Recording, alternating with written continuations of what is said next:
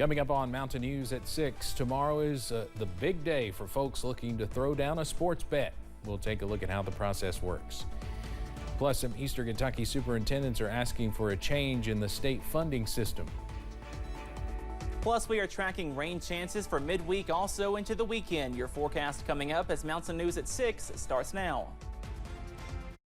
Dedicated to Eastern and Southern Kentucky, this is WYMT Mountain News at 6.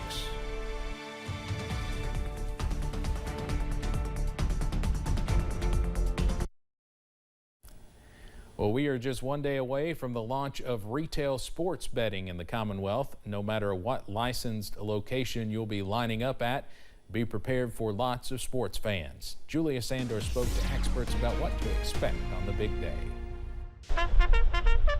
For many Kentuckians, betting on your favorite horses is a common occurrence.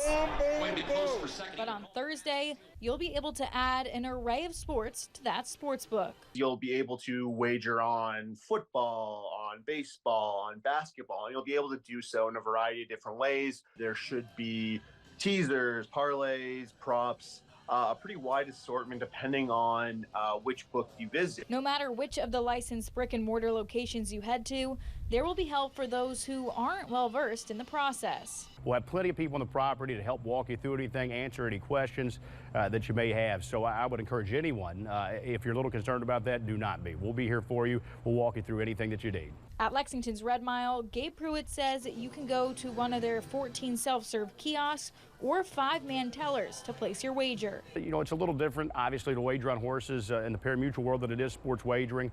But I think here in Kentucky that we'll have a passion for both. You'll be able to come out at 10 a.m. Thursday to place some of the first sports bets in the Commonwealth, just in time for football fans. It's almost hard to believe, if you've been following the sports wagering battle, I guess, so to speak, throughout the state, that it's finally here. In Lexington, Julia Sandor, WKYT. Lawmakers approved a tax on wagers, and Kentucky is expected to receive $23 million in additional revenue from the practice. A Southern Kentucky interstate exit ramp has reopened after a semi crash this morning. Around 6 this morning, a semi overturned on the exit 62 northbound ramp off I-75 in Mount Vernon. The semi was hauling scrap metal, which was dumped into the road. No one was injured in the crash. The ramp was narrowed to one lane for several hours during cleanup. A large magnet was brought in to move the spilled debris into another truck. A Laurel County man is behind bars after crashing his car while under the influence. Deputies with the Laurel County Sheriff's Office arrested 51-year-old Kevin M. Sparkman on Monday. Deputies made the arrest on Old Crab Orchard Road, about 2 miles north of London. After deputies arrived at the scene, they noticed Sparkman was trying to drive his car out of the ditch. He was taken to the Laurel County Correctional Center. A Floyd County man was taken into custody after police found him with drug paraphernalia. Last night, Martin City Police received a complaint of a man going toward McDowell who was possibly wanted on an outstanding warrant. After a traffic stop, officers hit 50-year-old Michael R. Frazier of McDowell with several violations. They also found 2 small baggies containing a white crystal-like substance. He was taken to the Floyd County Detention Center. In Wayne County, a woman crashed her car into a garage yesterday. The Monticello Wayne County 911 dispatch received a call around 4:30 in the afternoon involving a car going through a building off West Columbia Avenue. An investigation determined 58-year-old Tammy Jo Gregory was heading west when she reportedly blacked out, resulting in her losing control of her car, which ended up going through a fence. She was taken to the Wayne County Hospital for treatment. September 1st marked 8 years since the historic Grand Hotel building in downtown Hazard burned, and the lot has not been used since. But that's all about to change. WYMT's Olivia Calfee spoke with city officials today about their plans for the site as they continue to revitalize downtown.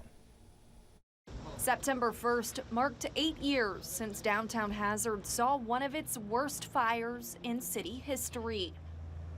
We lost the Grand Hotel, and we lost the Peking restaurant. Several businesses were in it, but we had several homes. People lived there, and it's been a blank hole for 8 years.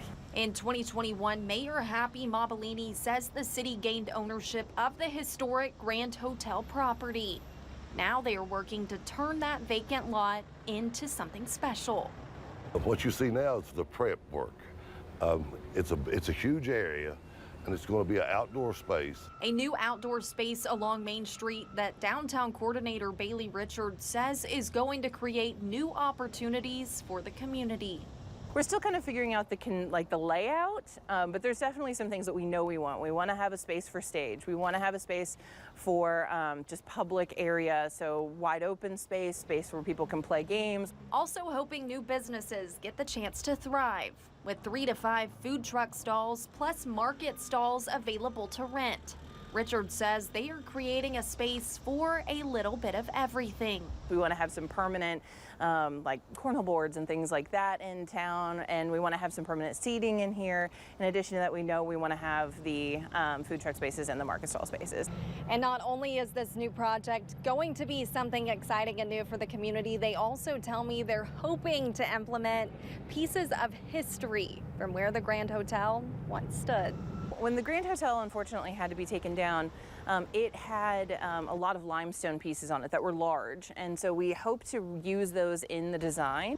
Entering a new era while not leaving its history behind. In Hazard, Olivia Calfee, WYMT Mountain News.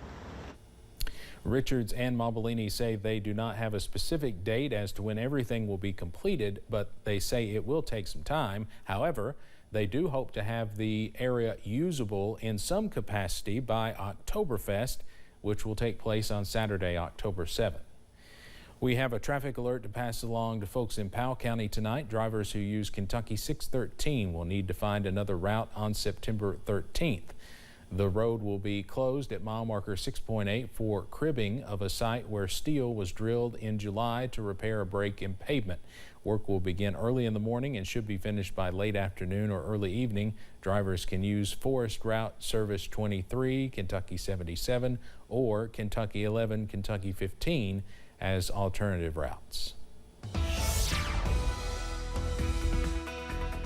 We are still tracking some spotty showers and storms across the mountains into your Wednesday evening. Here's a look at First Alert Pinpoint Doppler. A heavier thunderstorm not too far away from Moorhead and I-64 in northern Rowan County. A heavy thunderstorm here. Nothing severe, but you can see those dark clouds back in the distance as that thunderstorm is not too far away. But that temperature is down to 79 degrees over in Rowan County right now, thanks to the clouds, also the showers. Also watching out for some spotty sprinkles from Whitley County into Knox County, also Laurel Clay, also up into Jackson County as well. Nothing too heavy here, but some spotty showers are possible near I-75, also close to the Hal Rogers Parkway into this evening as well. This is all thanks to a cold front that is entering western Kentucky. This will continue pushing off to the east, and as it does that, we are watching out for more rain chances tonight, also into your Thursday. Those temperatures away from the showers are toasty. Middle 80s for Jackson, Pikeville, also Prestonsburg. Upper 70s though, where the rain is falling. Upper 70s for London, Williamsburg, low 80s in Middlesboro, also in Jacksboro at this hour. We do stay mild and muggy as we go into tonight. Lows in the upper 60s and lower 70s as you wake up on Thursday. And again, watching out for more spotty rain chances tonight. And same story on Thursday. Those details on the way in just a few minutes. Steve? All right, Cameron, thanks. Public school districts receive state funding based off their average daily attendance. In recent years, attendance has dropped in many districts in eastern Kentucky. WYMT's Chandler Wilcox talked to superintendents about a change they are seeking. The school year just started for many Perry County students, but the amount of them attending continues to decrease. Our attendance has been down since COVID. It was around 87% district-wide last year, and before COVID hit, the district was around 93 to 94%. Administrators are looking for a change, advocating for enrollment-based funding that can get them more money. Our SEEK funding right now is about $21 million annually. If we assume that we're going to get funding based on enrollment rather than average daily attendance, it's probably going to be somewhere around 22 to 22.5 million, something like that. The Letcher County school system has seen a similar decrease since the COVID-19 pandemic in attendance percentage, going from the lower 90s to upper 80s. For us, we're about 2,500 students in Letcher County. So you take 89% of 2,500, and then you multiply that by your SEEK formula versus the total 2,500 times your seat base. For us, over the last year would be a little over $1 million difference, and $1 million goes a long way in a school district. Yount says districts could use the money in many different ways.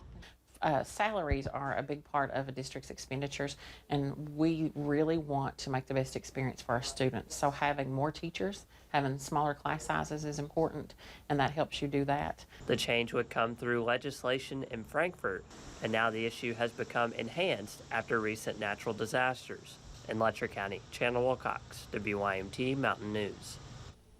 School districts receive a certain amount of funding if their attendance drops more than 10%, but the Kentucky Department of Education says that is a rare occasion. Many superintendents like Yount and Campbell say enrollment-based funding would still provide more for them. The University of the Cumberlands has announced a large donation from a foundation to support student scholarships. The university's president calls the $25 million donation from the O. Wayne Rollins Foundation a historic commitment, marking the single largest donation in the university's history. He says it will allow students to graduate with little to no debt, and university officials say they are matching the donation dollar for dollar. An officer from one Southern Kentucky Police Department is turning his badge in. Detective Sergeant Danny Robinson worked for the London Police Department for more than 20 years. Folks with the department say it marks the end of an era, but added it also serves as a reminder of the incredible dedication and sacrifice police officers make to keep communities safe. Well, we are watching out for showers and storms tonight, and those rain chances do linger into the weekend. Those details on the way. Plus, Friends of the Tug Fork of the Big Sandy River work to clean up what they consider one of the area's best tourist attractions.